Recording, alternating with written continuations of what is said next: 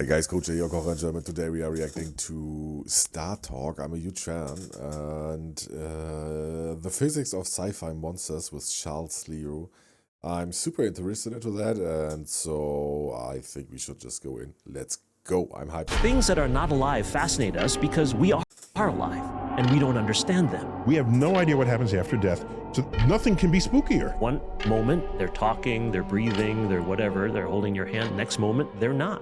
Everyone thinks you have a soul, and there's science that can test things. Why not test your soul? X-rays can see through your body. No one else ever saw through your body. Now X-rays, so they get somebody dying on the bench, and they waited for him to die to see if they saw something leaving his body.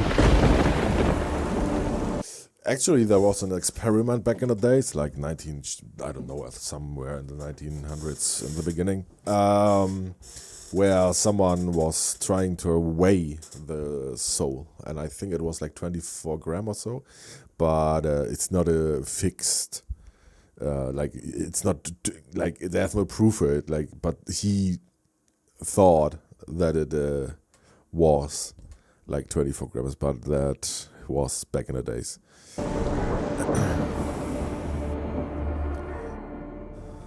This is Star Talk. Yeah. Neil deGrasse Tyson, your personal astrophysicist. Today we're talking about the physics of monsters. I got with me Matt Kocher. Hey, How you doing? Professional comedian? Yeah, that's the job title. That's what it says in the tax return. You're on tour now. I am on tour. I'm on a couple of tours at the same time. Tours? Well, I'm opening for Sarah Millican, who's a fantastic UK comedian, What is happening with the quality, man? and we're doing some lovely theaters around the country. And then I'm doing, kind of off the back of that, I'm doing some club headlining sets where I'm telling her many audience members, like, hey, if you enjoyed me for 15 minutes, So and you you're want to see, pilfering her audience. I am shamelessly siphoning off some of her success. Oh my gosh. So yeah, mattkirshen.com for all of the dates. I'm going to be around the country. Plus you have a podcast, a Sometimes Science. Probably science. Probably. I know you do this on purpose. I know you do this on purpose, but every time. I've only ever been on once. I'm waiting for my next invitation. we got it. I think we're talking about, because you've always got another book coming out, and I think we're going to try There's a book. All right, well, again shamelessly piggyback off of your success on that one as well. Call me, Matt. So we'll get you on for the definitely science episodes. So this monster subject, I have some interest in the physics of monsters, but when we hit topics like that, we've got to call the geek in chief. I'll let you introduce him, but I've done one other episode with our guest with the geek in chief. It's lovely to see. It's lovely to see you be topped on this subject. It's lovely to see someone out nerd you on. I'm not worthy. Charles Liu, welcome back to Star Talk. Thanks for having me, Neil. What a pleasure. Hi, Matt. Oh, it's lovely to see you. You're a professor at CUNY. I always get such a nice vibe listening to Neil. I don't know, it's like if a friend was talking to you. He's so friendly and such an open-minded man. I really enjoy listening to him talking about science. Staten Island, Yes. CUNY City University of New York. Yes. Many campuses in the city. 25. Oh my gosh. 250,000 full-time students. Wow. Yeah, it's a Bro. great system. Truly. Wow. And you have a podcast that started a few years ago? Yes. The Liu-niverse. The Universe. I see what you did there. It wasn't me, okay? My family did. I'm proud to have it as the name, but I always thought it was a little bit weird to put your name into the universe and claim that you had any real role. Almost in everybody's that position. podcast has their own name in it. Yeah. So don't be afraid of that. Okay. Okay. All right. But when I heard how clever this was, the Liu-niverse, I started thinking other, like lunatic. Oh, yeah. I could fit that description. There's a lot of new, Oh, yes. And then there is the Lou. Yep. The Liu, The British Lou. Lewd behavior. It's all there. Oh, gee. Lewd behavior. Yeah. Lewd So the behavior is it's also crazy. physics of monsters. Yes. Gosh, that topic has no end. No, it has no end whatsoever. And monsters, there may be actual animals in our environment that we didn't know much about and only showed up at night, maybe had beady eyes, and people, maybe they work their way into legends as monsters. Yes. And one of my favorite is it the Triceratops? skeleton that was coming out of some eroded cliff face. Uh-huh. It was like, what animal is this? That's right. Is this a dragon? Before anyone had... I can kind of see that people back in the days thought that. It makes kind of sense. What I'm really interested in is like, not like I'm a huge Lord of the Rings fan, like orcs and all the stuff. Those are monsters that I really like. But I don't think we will talk about stuff like that. I think we are talking about like dragons and all the stuff, which is sick that in so many different cultures, there are dragons, like totally different types of dragons, obviously, like Nordic dragons and China dragons, as an example. But yeah, it's so interesting in my opinion that people always came to the same conclusions. I don't know, like it's insane for me. Understanding of dinosaurs or extinction or anything. Yeah, there's a famous, I don't know, human nature makes us think about monsters, because when we have something that's unknown and we fear it, we want to explain it. We want to put it in a context. And so with me, as a professional scientist, I still am driven by the unknown and the creative and the strange things. As you must be if you're going to be a good scientist. Yeah, I love comic books. I love science fiction and fantasy and everything like Same. And what we did as a species. I'm right now like fully into like isekai anime. Like obviously I watched over the last 10 years a lot of them, but right now I'm really into it. Like the thought of going into another world, getting reborn, and then there is magic and all the stuff. You can fight goblins and all the stuff. Like, bro, sign me in. I would do it immediately. Would you do it? Would you do it? If you had the chance, would you do it? I actually would do it. I really want to do it. Like, I want to do it so much. I would immediately sign to die right now just so I can go into an isekai. Centuries or millennia ago, anything we didn't know, didn't understand, and feared, we tried to personify or put into this concept of a monster, make it more accessible to us. And then years later, as we have learned more about our natural world, we see that those monsters aren't monstrous at all. In fact, they're very natural, and it's scientific, and that kind of connection and learning about these creative things makes us feel cooler and makes us feel better about the whole universe. So do you have a favorite monster? We all do, presumably. At the moment, my favorite monster is Godzilla. That's almost too easy. It is. Godzilla's classic. It is the longest running movie franchise of all time. Is it really? The first Godzilla movie came out in 1954. So it's been 70 years of Godzilla. So you're not counting Train coming towards you as a monster? That is sick. Because in the original silent movie. The original silent movies, that's right. Or slowly galloping that. Well, those are monsters of a different kind, right? Those are the monsters in our imagination. Right. Things that we think are frightened and scary, they must be a monster, but then turns out it's just a train. What is your favorite monster? I think for me it is probably like I'm coming from like anime and like Lord of the Rings. I would say like orcs, goblins, trolls, something like that in this direction. Like kinda human, but not really human. Right? Mm-hmm. It can still smush you, but it's just a train. My niece, who grew up in Pennsylvania, Yeah. all right, came to New York for the first time. I think she was 7 or 8. And we're about to take the subway. And we start walking down the stairs. Ooh. And this sound of a train comes Yeah, in. yeah. And she doesn't know what it is, but it's coming from that direction. Yeah, And she yeah. runs back up the stairs and would not go down the stairs. I mean, yeah, makes sense. She didn't know. It is a very, like the New York And the sound is crazy. subway particularly is an aggressively loud sound. Yeah, and it Yes. rumbles. And so that was her.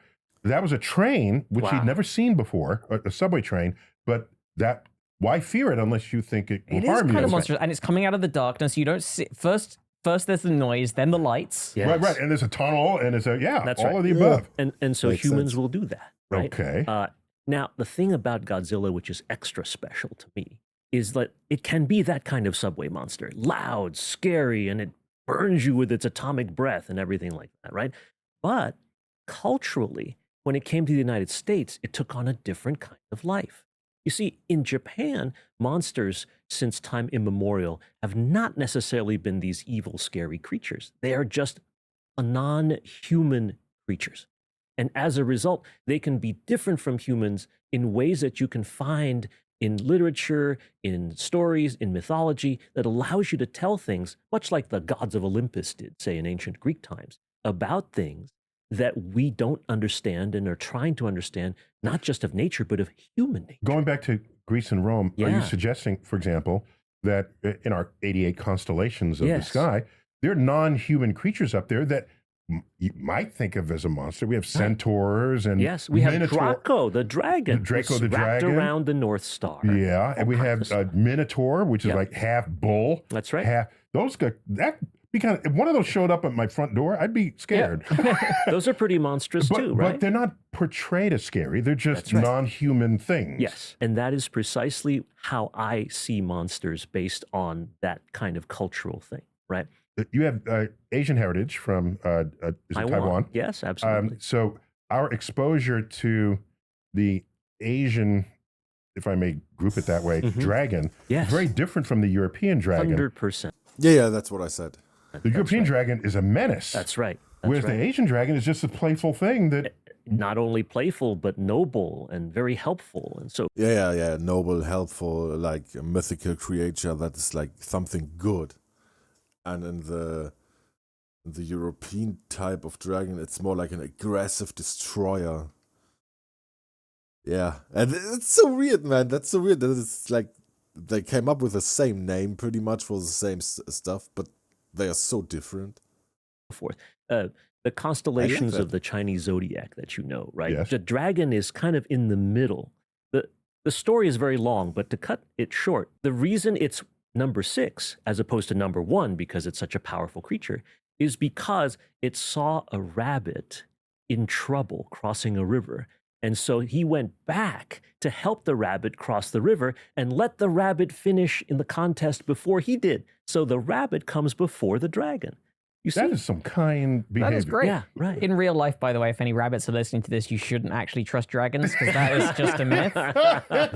Public service announcement. I just need to get that in before you get into lawsuits from. Well, But if I remember correctly, yes, from my Chinese zodiac, yes. the dragon is the only non-actual animal of the 12. It is the one truly mythological creature. Right. That's right, in the Right. zodiac. And indeed, dragons are considered particularly successful, particularly smart, particularly potentially wealthy.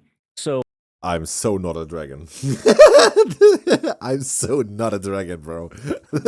What the fuck?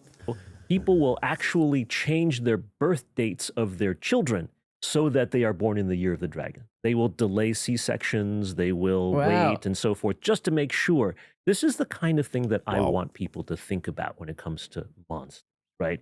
They're not necessarily good or bad unless we project those facts in. In fact, aren't the true monsters we humans ourselves? I think it 100%, we are the worst monsters. We are like the most dangerous monsters. was a deliberate act of naming that on Sesame Street, Mm. the Muppets, were all called monsters. C is for cookie. Yeah, Not good enough So, for but me. they're lovable and playful and Yes. colorful. And so I think it was intended to de-scarify Yes. a monster in the eyes of small children. Yes. These are lovable monsters. Yes. And so now you're going to talk about a monster. I'm just going to laugh at you. That's right. Because they're Right. monsters are. Monsters teach you the alphabet. Yes. Yeah, They absolutely. save rabbits and they teach you how to count. 100%. No. That was the Count who taught you how to Oh, count. that's a good point. My Get apologies. your character straight, dude. You're from the UK. What, Yeah. what do you know? Right. Is a vampire not a monster? I don't There know. you Yeah. go. Right. Is a vampire a monster? Ooh. Absolutely it was, right? When the original Vlad, right? The Impaler, Mhm. right? And was later on died, and then people in Transylvania area, not Transylvania itself, but that area of Eastern Europe wanted to scare their kids. They said, be careful because Vlad will come get you, even though he's dead, right? And the concept of the undead, which had been around for thousands of years in folk mythology, got embodied in this one guy, right? Count Dracula, which was then brought into modern times by Bram Stoker, and then into the movies with Bela Lugosi, right? And you kind of went And from Tom there. Cruise. Yeah. Oh yeah, that guy. Don't forget Tom Cruise. Interview with the Vampire. Yes, yeah. There you go, Lestat. Yes. Oh, Underworld, man. I love this movie so much. But not necessarily because of the vampire stuff. Because of the leather suit, man. Phew, bro. Yeah. That's another topic, though. I didn't know that. That it has such a precise story where it came from. I didn't know that. So that kind of monstrosity, right, is literally a human being that has become something non-natural. So the evil comes from not the fact that he's not human, but because he used to be a really bad human. Right. Ooh. Right. The count, just count. Right? He wasn't scary at all, but he was a vampire. He was a monster. You know, the universe operates on elegant principles, from quantum mechanics to cosmic evolution. But what happens when you want to explore the deeper questions that keep you up at night? Claude is the AI thinking partner for curious minds who love diving into complexity. Whether you're modeling stellar formation or exploring the intersection of physics and philosophy, Claude helps you dive deeper into the cosmic puzzles that fascinate you. Try Claude for free at claude.ai/StarTalk and see why the world's best problem solvers choose Claude as their thinking partner. I was simultaneously enlightened and disturbed Yes. when I came to this realization that Godzilla Yes. in Japan, Yes. within 10 years Yes. of the dropping of the atomic bombs, Yes. shows up as a radioactively influenced, Created. the radioactivity Mhm. created him. I was thinking to myself, Japan is the only country against whom atomic weapons have been used. Yes. This is not a coincidence at all. That's why I want to affirm here Yes. that Yes. it became part of their storytelling culture. What are we going to do with Crazy, right? Like that's so crazy, man. Bro. this? How are we going to come to terms with it? Yes. So again, it's a way of sort of embodying your fears and the worst things that have happened to That's you, right. and personifying them. Think about environmental degradation, right? Yeah. The Godzilla was the result of, according to the mythology, atomic testing and the radioactivity that basically awoke a sleeping giant or transformed something that was large and powerful but You benign. didn't even have to give the specific details That's of that. right. Just that there was And it that's right. created this and life form. turned it into this terrible thing that destroyed humans. In other words, what did we create? So it's Right. destroyed What cities. have we done? Oh, They're city killers. Humans are collateral damage. that's a great point. Okay. Yeah, we are, Yeah. but minor. But you see, what happened was other monsters like Gamera, okay, big giant flying turtle, by the way, very cool, very similar to Godzilla in size and shape, but different kind of Is thing. this also from Oh yes, the from that Japanese? Japanese tradition. What's the name of this one? Gamera. How come I don't remember Gamera. Oh, I also have never heard of that.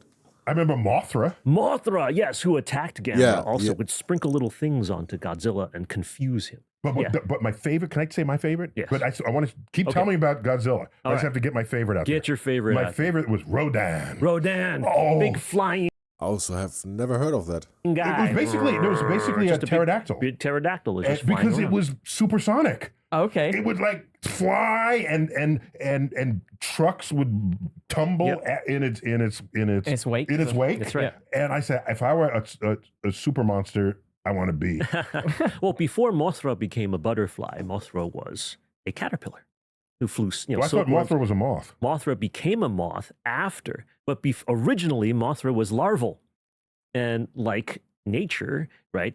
Wait, Butterflies but it was never. come from caterpillars, or moths come from But caterpillars. they're not moth and a butterfly, not the same thing. My bad. My bad.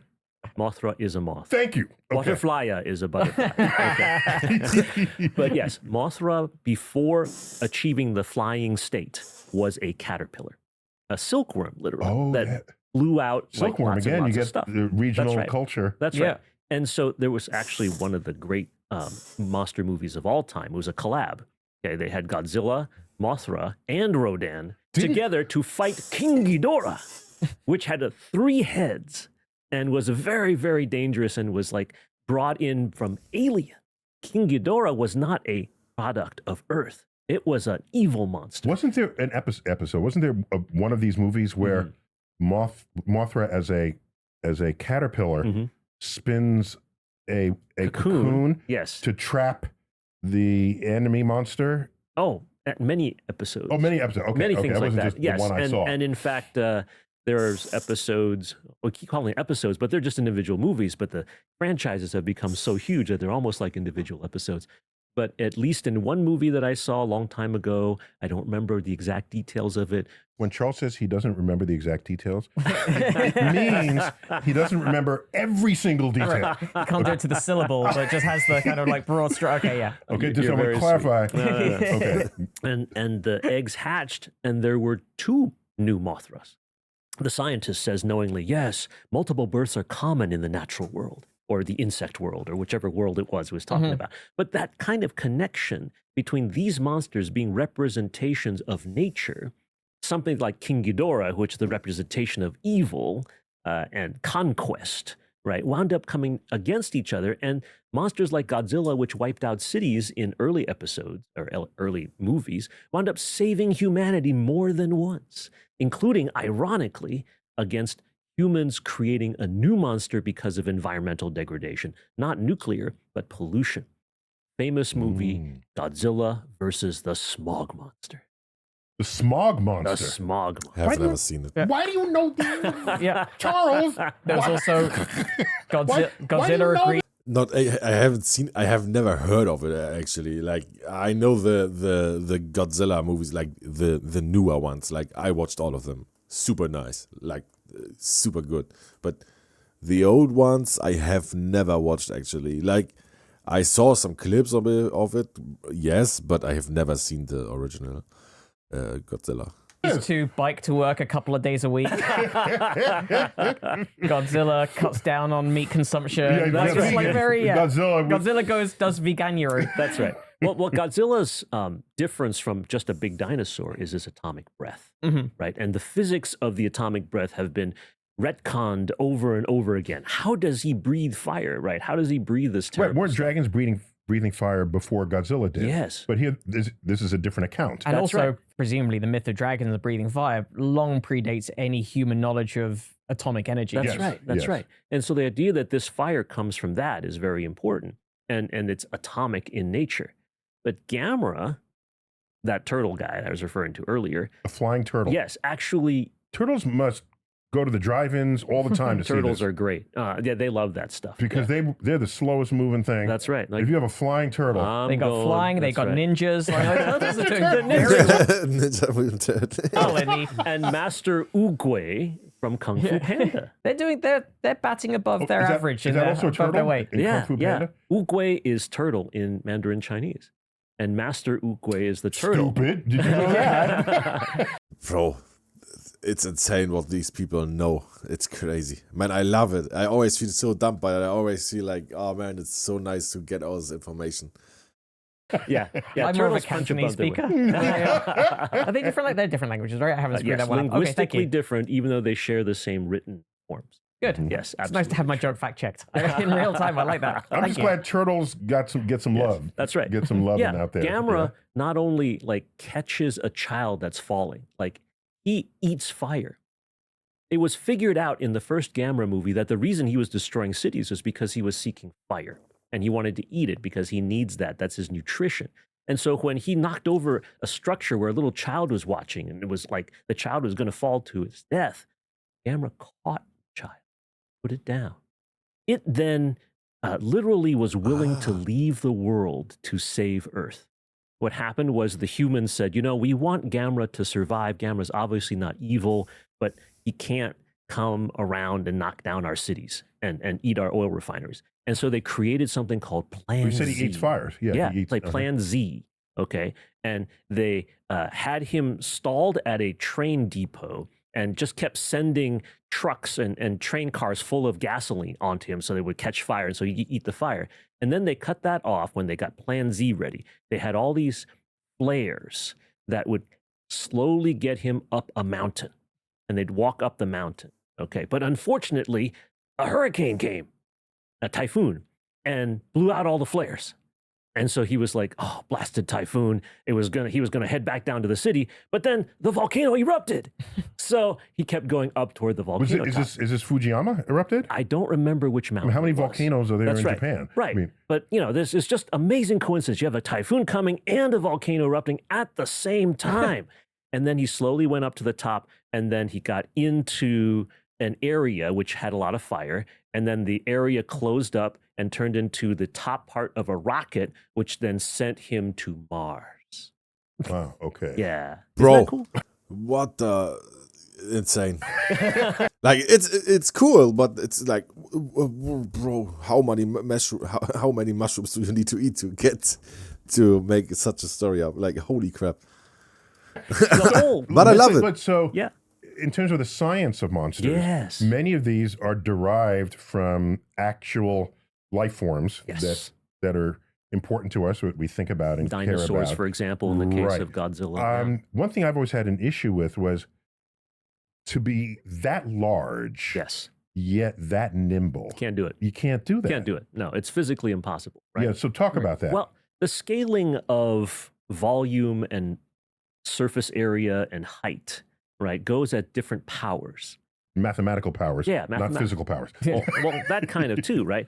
So if I double in height, I'll actually increase by a factor of 8 in volume, right? 2 times 2 times 2, length and width and height. Ooh. So I would be 8 times larger in volume. And thus, presumably, all of the stuff inside me is made of the same material. I'm 8 times heavier. That means my legs have to support 8 times the weight, right? Right. Now, if I get bigger, it gets worse. If I'm 10 times taller and wider and thicker, then I'm 1,000 times more massive.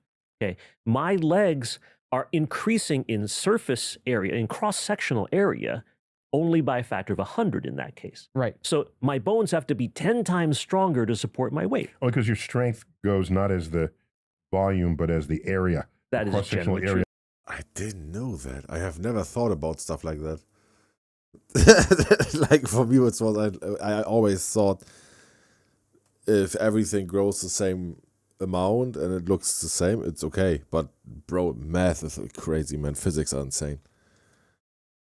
Of That's the right. muscle. Right. So, Mhm. so And your muscles have to be. Who is actually calculating all that stuff? Who is sitting there and is like, oh, I will now calculate how Godzilla should grow if there would be a Godzilla. How should it be? What? 10 times stronger to propel them. And that's absolutely right. So if Godzilla being 400 feet tall or so in the first movie, all right? Godzilla weigh 1 billion tons. Yeah, so much that all known bone would shatter, right? All known muscles would tear. He would just be a blob of protoplasmic stuff because he couldn't support himself. Never mind walking with that cheerful little gait that he has. Right. I guess Yeah, it's yeah, he's nimble. Yeah. Mhm. Yeah. the same way, like actually with real things, that like a cricket can jump many times its own That's height, right. whereas humans can. That's right. And so Yeah, if the these- cricket were outside, it would just collapse under its own. That's right.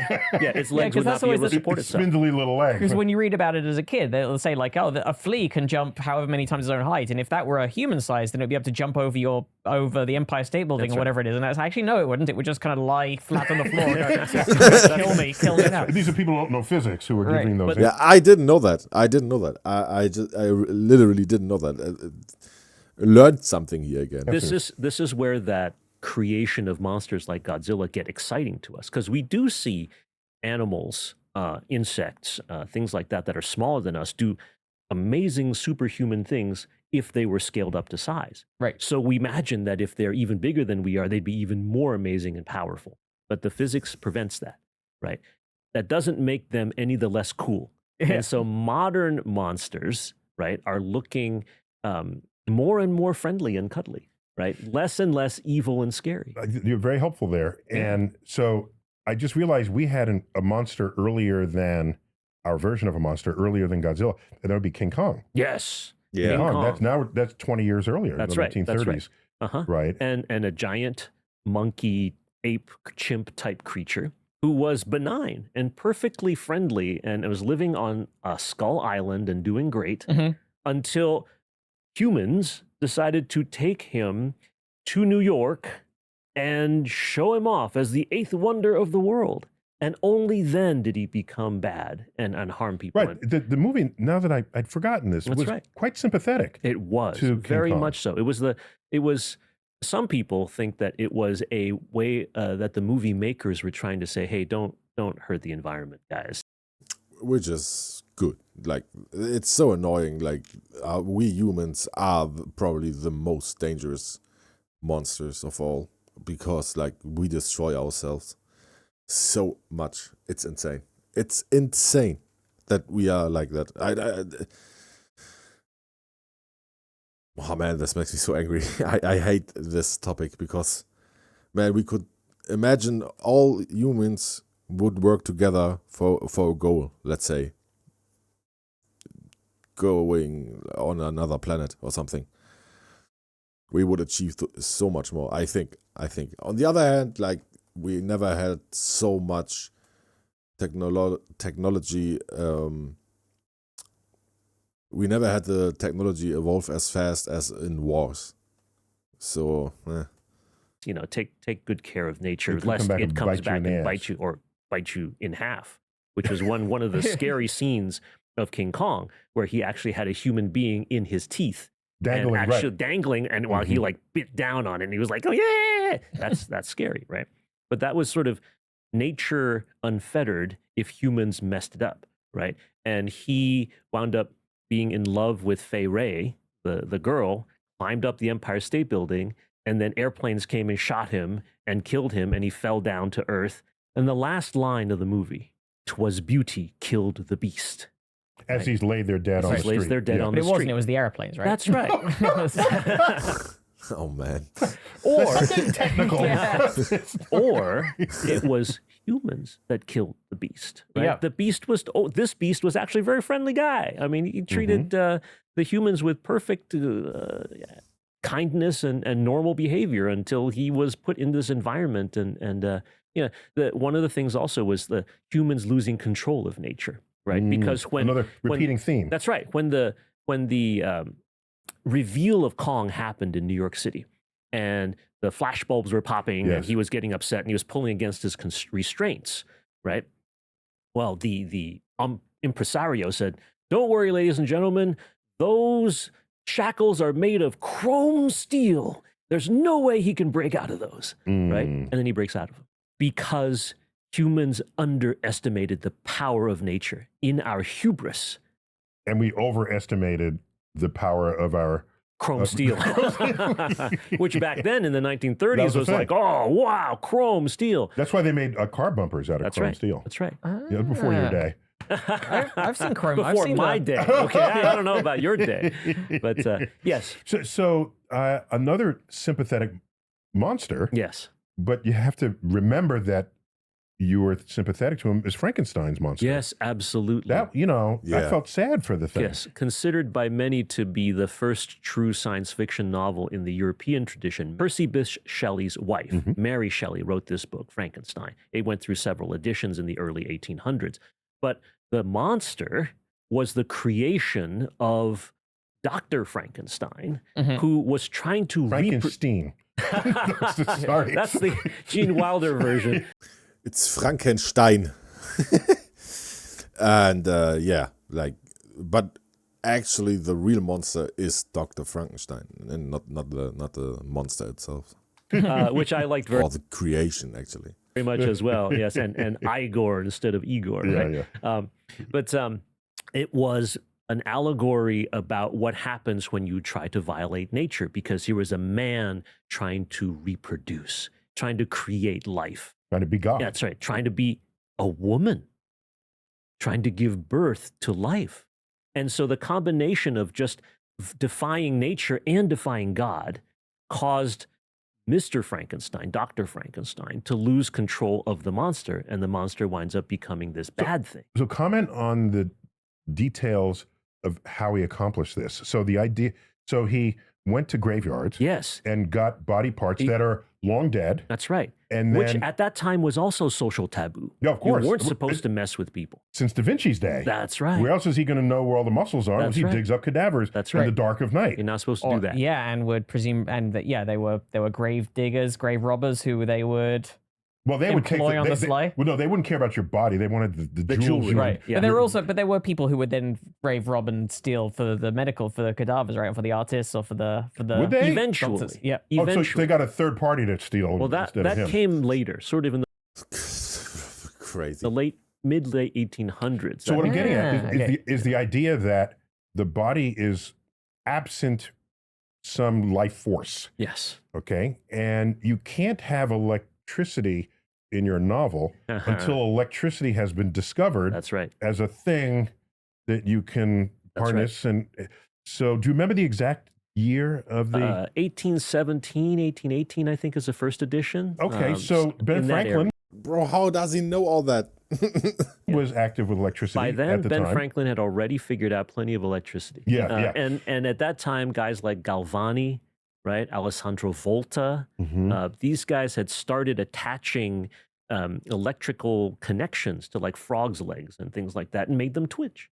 Right. Yes. And So- therefore realized that there was a connection between human or animal movement and electricity. Correct. And so now you have Frankenstein with these body parts Yes. that no longer have a life force, whatever that was understood to be in the early 19th That's right. century. And then Reanimated by when lightning. he stitches it all together, Yes, now you take the best source of energy you have available. that's right. That's going to be a lightning bolt. That's right. And it goes into the electrodes and he becomes animated. Even at that time in the 1800s, That is crazy that it is written in like the 1800s. That is insane. Bro, that's so fascinating. What? although folks like Benjamin Franklin had already figured out that lightning was electricity, you still had most of the people in Europe and America thinking that lightning was an act of God, that it was the divine something. Okay? Right. And you can go back to the ancient Romans and the ancient Greeks who thought that Zeus or Jupiter was throwing thunderbolts down Yeah. at us. But now that we know that it's lightning and so forth, you kind of remove that monstrosity of Frankenstein. Or Thor when he's like swinging his hammer. That's the thunder and all the stuff, like in Nordic mythology. Crazy. Unnatural was perfect. But again, the same thing. Like there is the Nordic variant of Thor, and then there is the Greek version with Zeus throwing thunderbolts. It's insane that like two different cultures made a god make like in a different way, but it's a little bit scary that it fits sometimes. Natural for that to happen. Another idea of physics eventually informing monstrosity. Right. So what I like about it is, given the other experiments, like you said, with the frog leg, Yeah, this is not such a far out idea not at all. Not No, no, really, at no. the time. Yeah, that's right. And today, what do? Your heart stops. Electricity. I throw electricity into That's it right. to That's bring right. it back. To get it started. Mary Shelley was actually very prescient in Percy that Shelley way. was the author. Percy Shelley was an author, a poet, Oh, actually. that's what it is. Yes. Okay. But Mary Shelley was actually, perhaps in sort of retrospect, the more talented of the two. Mm-hmm. And Mary Shelley, aside from writing Frankenstein, also wrote an apocalyptic novel about a pandemic that actually Well. Well. killed everybody except a few people. I think it was called The Last Man. I have to check that. I'm sorry, I don't remember exactly the name. At that point, she was speculating about science fiction, about how people could travel from London to Cambridge in a matter of days by balloons that had wings attached to them that were flapping like birds. Really neat ideas. Which is possible nowadays in a few hours. So, yeah, crazy. Crazy. Some people have like some really good ideas. Like really, really good ideas of how the future could change. It's insane. Insane. Just so good, man. But So then, wait a minute, a horse gets you from London to Cambridge. It does. yeah, In, well, maybe it was to Glasgow. Oh, Maybe yeah. it was, like somewhere I was just far thinking that's away. about 60 miles. Yeah. So it was airships. Yeah. The Yeah, idea of airships. So she's, I mean, really, because I knew of her as being considered the sort of formation of science fiction just from Frankenstein. I didn't know That's that right. yeah. there were all these other many of these other strings books. to her bow. That's right. So she has really good stuff, and she did this all before Jules Verne started doing things like Journey to the Center of the Earth and Mhm. 20,000 Leagues Under the Sea, and And to the But moon he and did back. it. Yeah, Yeah. Journey to the Moon. but he did it louder and in a deeper voice. So that would help. That would have helped back then, unfortunately. Frankenstein comes back Different time, right? from the dead. Yes. Imagine like women were also like had the same standing as a man back in the days. There would be a little bit more like fascinating stuff or like engineering going on or like new technology or something. Like, because women have a other angle on a lot of stuff. The undead I think Oh, there is no a end. rich area. Why is it so rich? I was never as enchanted by the undead Mhm. as so many other people have That's been. right. And I love the undead, man. Man, bro, back to the isekai anime stuff, man. I love undead stuff. Also, when I like play like World of Warcraft and other stuff, I a lot of times play undead. I don't even know why. Maybe because you cannot feel so much, or probably you can feel nothing, and I kind of like that idea. And nowadays, just to sort of contextualize your question, zombies and undead things are indeed the monster du jour, right? On our right. whether it's the Walking Dead from past years, now there's The Last of Us, Mm-hmm. even Zombified by fungus. zombified by fungus, 28 days, 28 years later, and that. Wasn't there something? I don't know where it was, but I think somewhere in the world there was a fungus that actually killed a mice or a mouse, something like that, and reanimated it. Like, not reanimated it, but the fungus made the mouse walk. Wasn't there something like that? I think so. If you know that, please tell me in the comments, because I think I heard something about that. It's somewhere back in my brain that there was something like that. Not in the typical way, like the mouse started to eat other mice and other stuff. Like, not in that way. Just it could walk, something like that. And and now we see like different undead styles. Like, this is the typical undead, like in The Walking Dead, like brain dead enemies, pretty much. But then the undeads I was talking about are like actually somewhat intelligent. Like, let's talk about a lich or something like that. So there are so much, like, zombies and undead are two different things for me. That Yeah. kind of thing. Whether the cause is a virus or That's a right. fungus or That's whatever. right.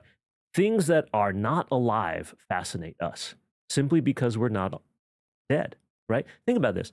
Things that are not alive fascinate us because we are alive and we don't understand them. We have no idea, unless you're religious and you have a strong belief That's right. ethic in that. That's right. We have no idea what happens after death. That's right. Nothing can be spookier. That's right. And even those belief systems cannot be confirmed in any sort of experimental strategy. Right. People have tried, as you know, they're Mhm. even expressed in fiction, like Dan Brown's novel, Angels and Demons. There supposedly was an experiment where they had somebody who was about to die and weighed him, and then he died, and they weighed him again, and it's a little lighter. You know, some sort of physical. That's what I was talking about at the start. Like, it's a I think it is like 24 grams or so.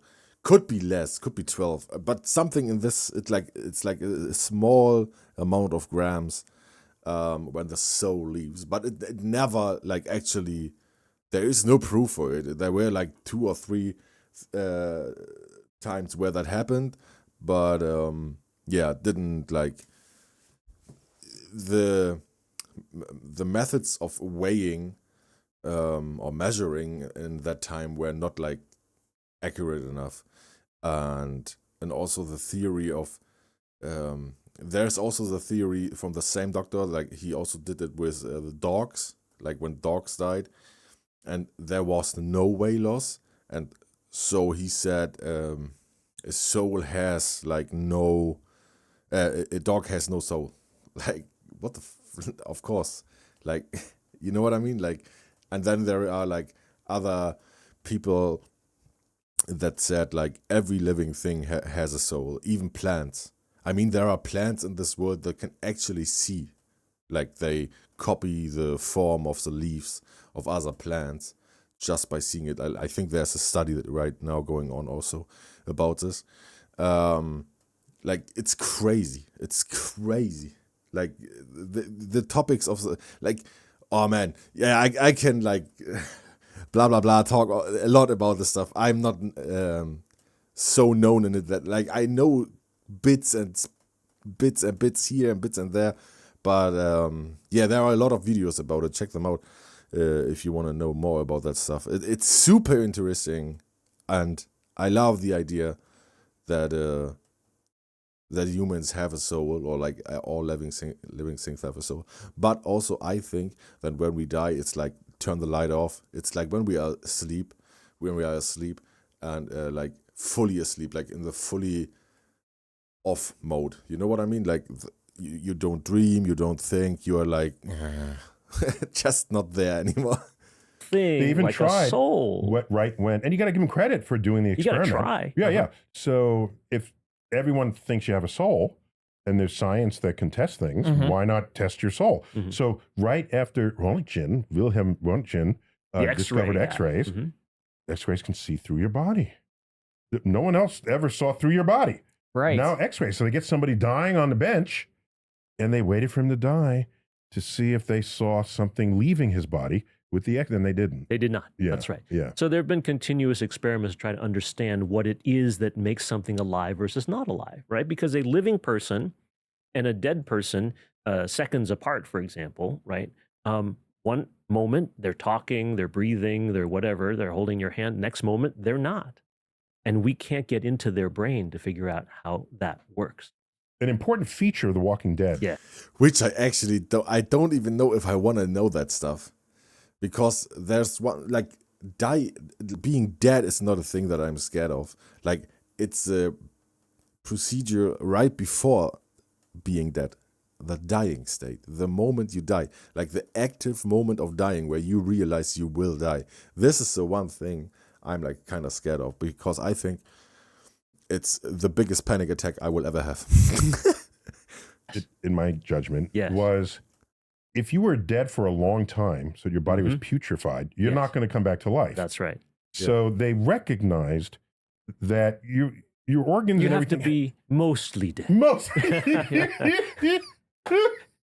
You have to be not so dead that your organs would not be harvestable. That's right. By the card that you signed. That's right. On your driving license. Right. And that's where the transition comes when you become a zombie. And one other thing about The Walking Dead was that everybody was infected, whether they were dead or alive. The moment you died, you became a zombie. So what's the point of even trying to stay alive when you know you're going to become a zombie anyway? But that's sort of the existential question of what makes a monster and what makes a human, right? If you've died, you automatically become a monster, or do you become inanimate? Are you different from a rock or a steak? Did you see the Key and Peele skit with the zombies are taking over the suburban town? No. And it's just like a Saturday afternoon, people are barbecuing. Yes. And there's a black family over on the side. Okay. And the zombies like avoid the black people. These are racist zombies. Yeah.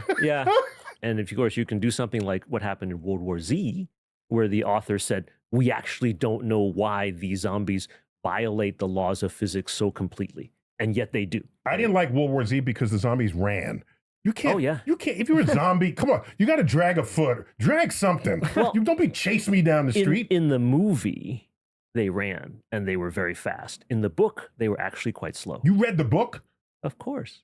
Of The course. Battle of Yonkers. Did you not see that? No. Oh, incredible story. Without ruining spoiling the story for everybody. Basically, the army wants to make a big show of force to stop these zombies, and so they bring the soldiers over and they like have all this firepower. Turns out that they're routed by the zombies because the army has not thought through how to stop them. And so again, humans in our hubris thinking that we can control force of nature when in fact nature comes back and tells us, no, it's not going to happen. So one feature of sci-fi, which is I think its finest feature when well done, is it's taking place in another place, and yeah, there are aliens and there's rockets and it's in the future, but there's some story element that's a reflection of the time in which you live. Absolutely. So that there's 100%. a lesson in there. Yes. Either a moral lesson or a philosophical lesson. Yes. So in the zombie storytelling, the zombie genre, I'm almost fatigued wondering, is there more lessons that they can teach? And what lesson was there to start with? Let's use The Last of Us, okay, which was built originally as a video game, but now has been turned into a very successful As so many television things series. have. That's right. Remind me to Great game, by the way. If you haven't played the game, play the game. tell you about Monster Hunter. Okay, that is a great game. Monster Hunter. Great game. If you haven't played the game, play it. Now, it's not as great as Last of Us. Monster Hunter is okay. It's good. Franchise, but that's in a moment. Right now, we would say that the reason that The Last of Us happens and humans are threatened, global warming is the culprit in The Last of Us. I did not remember that fact. Mushrooms or fungi, okay, particular group of fungi, cordyceps, is there are hundreds of species of this particular fungus. Let me remind people, fungus is an entire branch in the tree of life. It's a kingdom. Right. It's a kingdom. Yeah. Yeah, the animal kingdom. When I grew up, there were only two kingdoms. That's right, animal and plant. And plant. The fungus is its own kingdom. Yes. That's how badass they are. We now understand that's the case, right? Yes. But see, fungi, they can't survive parasitically in humans because we are warm-blooded. We have a higher body temperature than most fungi can tolerate. So fungal parasitism or infection happens all the time in the cold-blooded world. Okay, ants, wasps, they are parasitized by fungus all the time. There's a famous zombie ant fungus that causes the ants to go up. Oh, yeah. I actually know about that, yeah. And then the fruiting bodies grow out of their antennae, and then they pop, and then the fungi continue to reproduce. That is nasty. It is nasty stuff, but it is actually, we believe... I'm going to say that better. That's nasty. Right.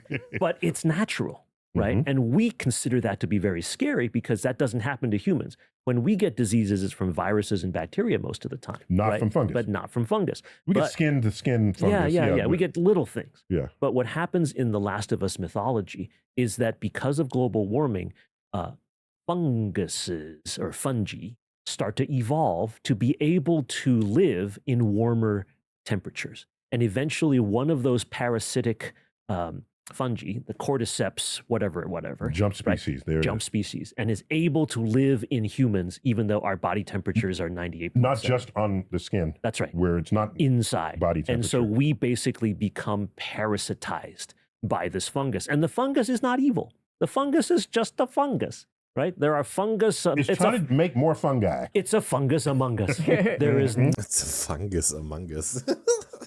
Yeah, but oh man, yeah. That's why I also really liked The Last of Us.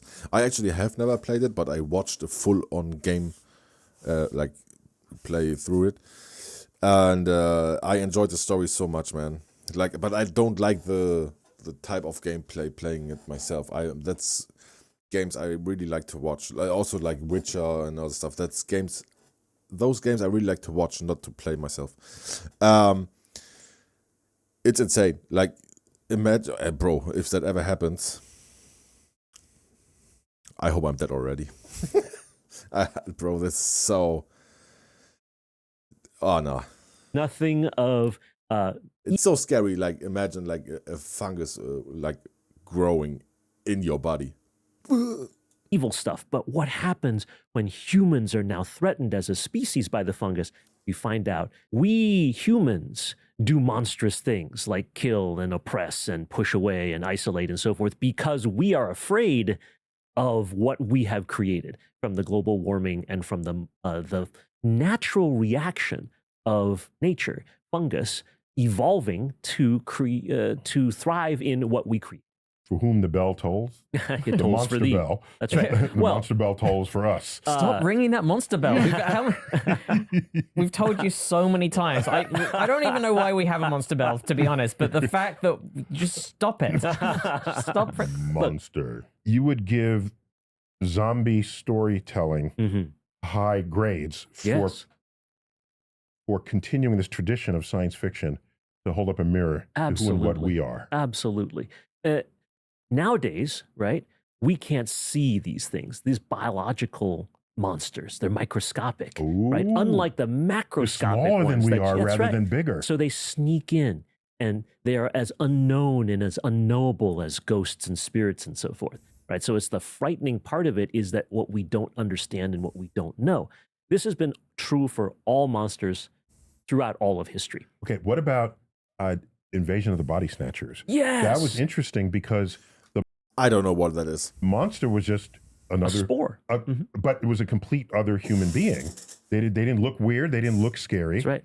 but they were They not had been co-opted by Co-opted. interstellar or non-human spores.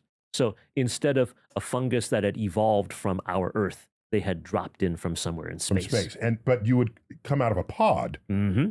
Some have said those are some of the most terrifying scenes Absolutely. ever. Yes, because we have the closeness to humans and recognizable things, but just a little bit off, and we can imagine ourselves in that predicament. That's where it is. Well, that also kind of reminds me a bit of the uncanny valley and that effect with humans. If you certain animations or certain models of humans or like realistic human Why are we robots, afraid of dolls? They make Why us are we afraid of clowns? something that looks and it is that thing of something that if it's a long way from human, if it's very cartoony, we're fine with it. That's right. If it's completely human, fine. But if it's just a little bit off, then That we find that haunts uneasy. our If something, dream. if an animation of a human is just a bit too real but not perfectly real, that's You know what I it was creeps told? us. I haven't verified Yes. this, but I was told this, that in the humans that are portrayed in Finding Nemo are a little bit sort of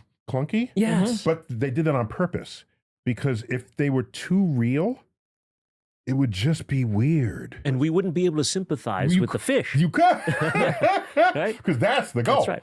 And so the irony is, again, who are the monsters in Finding Nemo? Not the fish, not the shark, the humans. Yeah, One of the most, I'd say, top 5 famous episodes. and the birds, man. Oh, they were so annoying, man. Bro, seagulls. I think it is in English.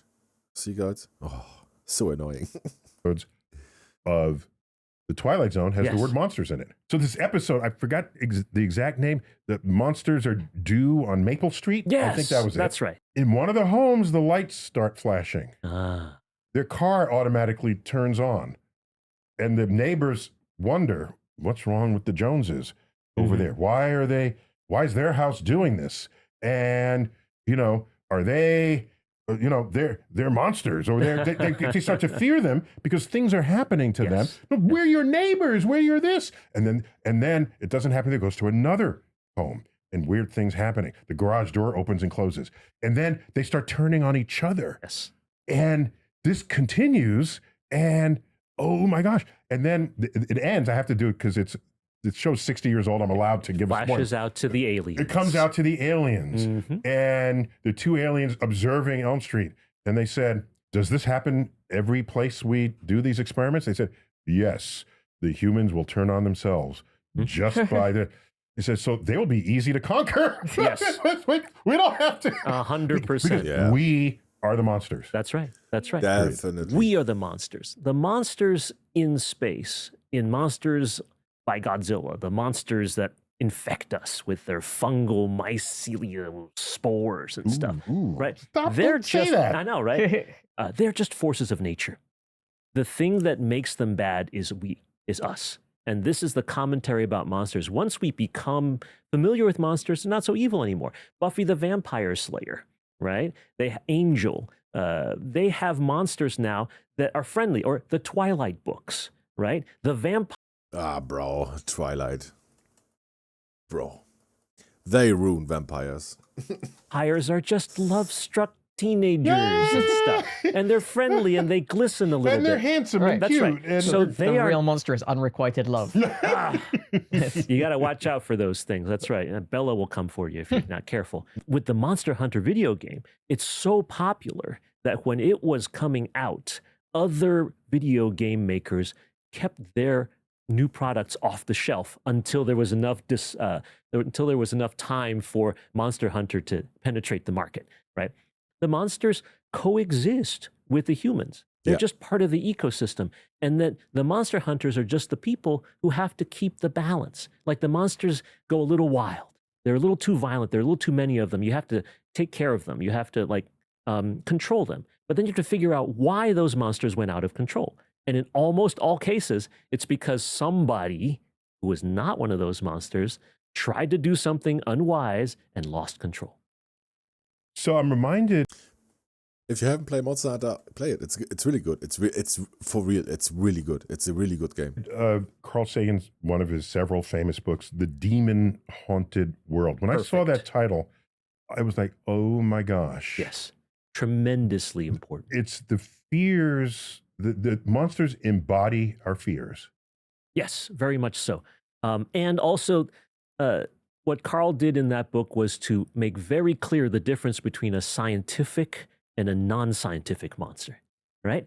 Something that you could actually touch and feel and confirm and explain, as opposed to And one that experiment didn't. on. That's right. Do you remember in that book the parable of the dragon in my garage? No. Ah, Tell me real quick. the idea is that I tell you I have a dragon in my garage, and so you say, "Oh, let me see it." It's like, "Oh no, it's invisible." Like, well, okay, so I might be able to hear it, right? Oh no, it's completely quiet. It's like, oh well, it flies, right? So I can hear wind. It's like, oh no, it flies so quietly you can't tell. And you can keep telling you that there is a thing that exists there, but I keep telling you why you can't prove that it's there. Is it actually there? In that case, this is an attempt to obfuscate or to prevent you from actually learning reality. I felt the same way about the guys testifying that they have aliens in a lockbox. If you're not going to show us the alien in your lockbox, that's the same thing as not having an alien in your lockbox. That's right. Yeah, true. The same thing. I'm feeling kind of embarrassed now about the amount of money I paid for a dragon. Well, it's on your shoulders right now. Yeah, right? yeah. Well, I mean, and I feel comforted by that, but now I'm starting to feel maybe I've been had. When children have imaginary friends, Yes. adults laugh at them. They don't That's laugh, right. but they know they'll They outgrow poo-poo it. that. Yes, They will right. outgrow this. Right. Yet, as adults, we have a suite of things that That's are right. just That again reflect our fears and desires. That's Yeah. right. That things that we personify them. wish. You're exactly right, Matt.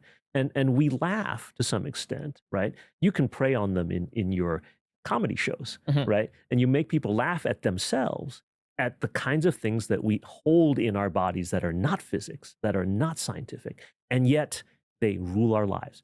And so there's nothing wrong with something that's unscientific, right? Like a ghost idea or a monster idea.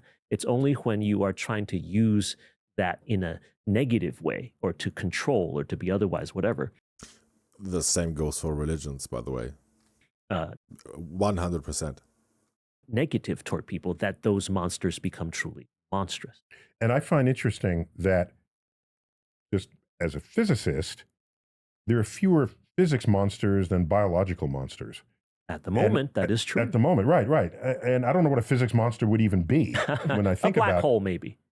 But it would have to have agency. When we first thought of black holes, we thought that they were like, ooh, scary. But now it's just like, oh, it's a monster like Cookie, right? Monster. Yeah, it's So not they're that big a deal. hungry, but as long as you keep your distance and There you give them the go. respect they Exactly. deserve. That's right. And so, And he lives in his own trash can. You know, Right. They're self-contained. don't lift the lid. You'll get right, eaten. but there's a litany of science fiction stories, movies, books, novels, etc., that had black holes as evil, scary places for a long, long time. And then now But they're not benign. so much anymore. They're Because we benign fully understand them. because we understand them. Yes, right. yes. So- Because black holes really came in the 60s. That's right. And yeah, as long as you don't understand something, it's ripe hmm for monsterizing. That's right. And so Yeah. the best way, I think, to help us all deal with the monstrous ideas or fears in our lives is just to learn more about them. Best song ever about monsters? Which one? You tell me. Otherwise, I'll tell you. Oh. Monster Mash. Come Come on, guys. They did the Monster Mash. You mean that one? Yes. that's true. The Monster The Mash. Crypt I have never heard that. Keeper 5. Yes, and, yes, brilliantly. Yes, Wolfman. It was very one-hit wonder, but all the rhyming was perfect for Halloween. So, Charles, thanks for bringing your expertise What a here. pleasure. Man. We Crazy what I learned, like how much I learned right now in this stuff, and it's just fascinating. I love Star Talk so much, man. I watch it so much, and I just thought I would share it with you. It's insane. we have so Man. much left. You learn so much. I'm talk so about. now Matt doesn't respect me anymore because I'm his geek friend. Yeah, And I now- know. No. No, but here's It's- the real story here is that however geeky you think you are, there's someone geekier There's always than you. another. Yeah, 100%. I would say in my friend or family groups, I'm the biggest nerd and geek. 100%. And then comes my older brother. Like, he's Star Wars, like, bro, he knows everything about it. But, like, overall, I would say I'm above it. And then I watch stuff like that, and I'm like, bro, am I a geek? There's an infinity of. It's infinity. It goes to infinity. Okay, so it's just Charles is very far along that infinity scale. It's not linear, It's not- okay? yeah. You got lots of dimensions. It's like a Hilbert's Hotel of geekydom. There you go. Yeah, there you go. Infinite number of funny things. So let me see if I can reflect on this subject. I'm a fan of science fiction, storytelling, of Yeah. how inventive a next monster can be as portrayed in that storytelling. And I value anything that can bring insights to ourselves, brought to you by others, brought to you by your own introspection. And it's pretty clear that if all you do is tell stories about humans interacting with humans, it's going to miss an important dimension of how we might behave on the edges of ourselves. And a monster will take you there. And let me add a little bit of bias. If you've earned the sci in the sci-fi label of your story, and you put a little bit of biology, chemistry, physics, material science in your monster, take it wherever you want beyond that. And we're going to be watching, because in the end, the monster will teach us about ourselves. And that is a cosmic perspective. Matt, thanks for coming. Oh man, I love this man so much, man. I was so hooked at his speech right now. I was so hooked. I was like so hooked when he said that. Thank you so Visiting much. us from LA. I really appreciate you having me. Yeah. Charles, Hey, I want you more often. I want you in every episode.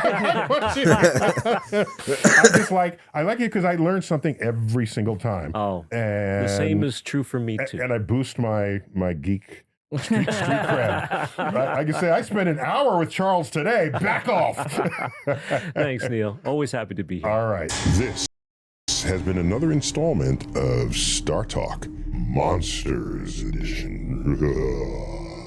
Until next time, keep looking up. I will. I always do. Such a nice episode. Man, that was such a good episode of Star Talk. Ah, damn. The original video is down in the description, though. And if you want to see more of me watching Star Talk or other stuff, Keep the suggestions coming. And wrong account. On my other accounts, I'm subscribed. Now I'm here subscribed as well. Leave a like and subscribe, and we see us in the next video. Peace, bye, and toodaloo.